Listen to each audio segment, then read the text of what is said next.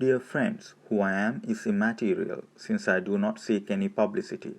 I am one of you, a concerned Sri Lankan citizen who is not involved in any party politics. I am private sector employee and an ex-armed forces officer who did my duty to the country during our war on terror. I am sure most of you remember that war. It was a dark period of our country.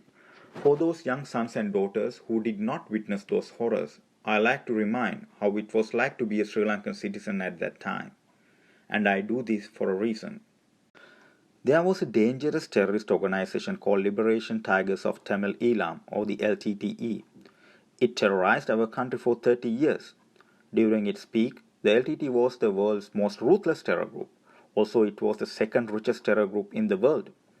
It had its own navy, merchant ships, heavy artillery, missiles, and even a small air force.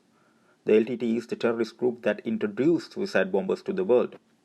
The LTT committed every war crime in the book, from ethnic cleansing to the use of child soldiers. They massacred whole villages in the most brutal and cowardly fashion.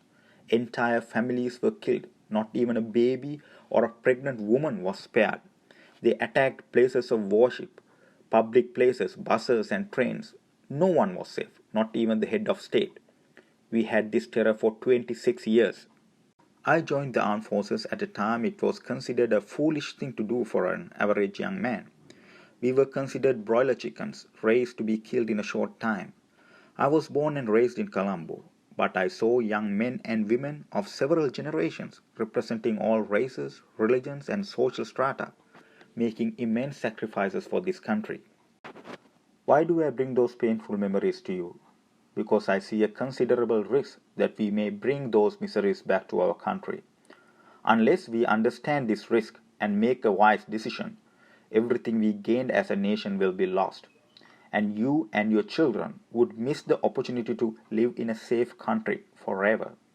This is why I decided to send this message to you. Let us understand the situation by looking into our past mistakes. Why a nation otherwise could be a developed country like Singapore wasted 3 decades for killing each other. Why did we fail to get out of that situation? And what gave us the strength to bring an end to terrorism in 2009? I say it is the leadership. Let us look at the facts. A small group of armed bank robbers in the early 80s became the world's most feared terrorist group in less than 10 years. It built a massive international propaganda machine that tarnished our country's image almost beyond repair.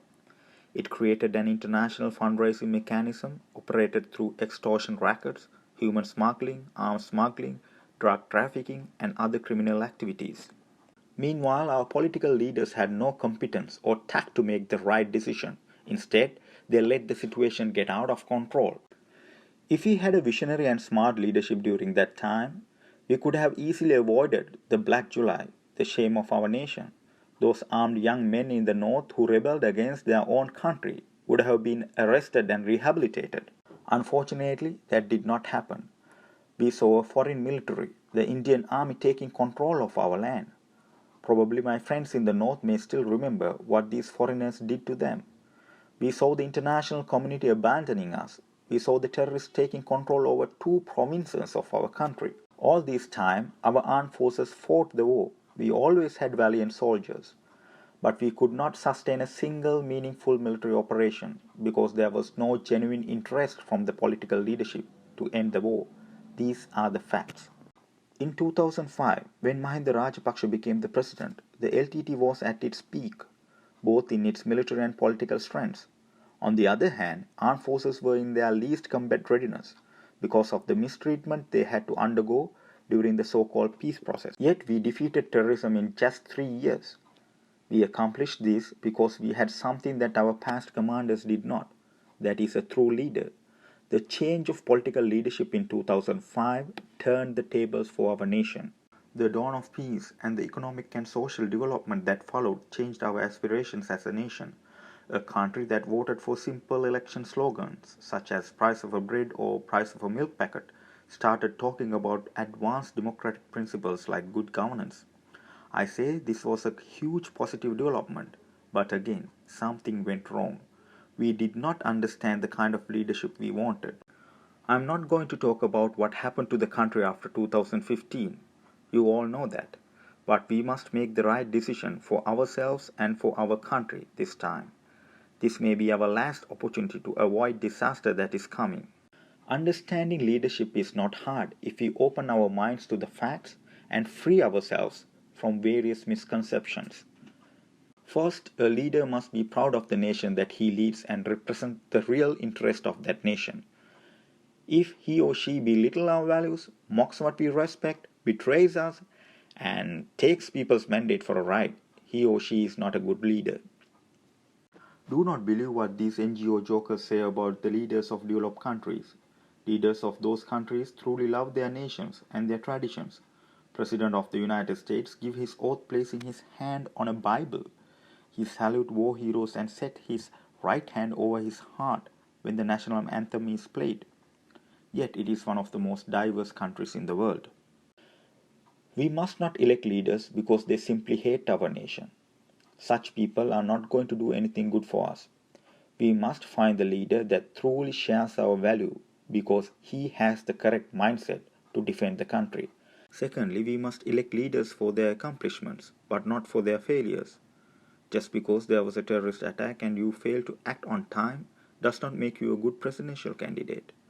Just because one continuously calls thief to others and talks big about social justice does not make him a hero. See whether these people have ever contributed a single cent to the economy. I know you have. So don't let such people deceive you. Find the proven leader, the one who can bring results you want. This is not a time to do experiments. Forget about unfounded rumors, but act on what you already know to be true. Thirdly, do not elect a national leader just because he represents a political party of your ancestors. What is the use of party loyalty when it does not apply to your own politicians? Just look at the way our politicians change their parties. One day they fire a whole heap of mud to an opposition leader, and the next day they praise the very same person for their own advantage. These people are merely insulting your intelligence. Instead of your ancestral political parties, look at the policies of the leader and the team behind him. Be loyal to yourself and your nation first, then it will not be difficult for you to find the right leader. Finally, remember that the world is not made of perfect people. We all have weaknesses and the leaders too. But if you analyze your choices based on the vision, character, accomplishments, and loyalty to the nation, you have only two options: either to support a proven leader who is loyal to the country, or waste your vote on some weak, self serving puppet that has done nothing for the country. Remember, the need of the hour is a leader who can bring security and stability to our nation. The peace and stability itself will make the country flourish. We need a leader to ensure that. There is only one out there who can accomplish this. That is Gotabaya Rajapaksa. We are the oldest democracy in Asia. We never had dictators. We always chose our leaders democratically and we sent them home democratically. It is the time for us to elect a leader who truly represents us. Make that bold decision. Thank you.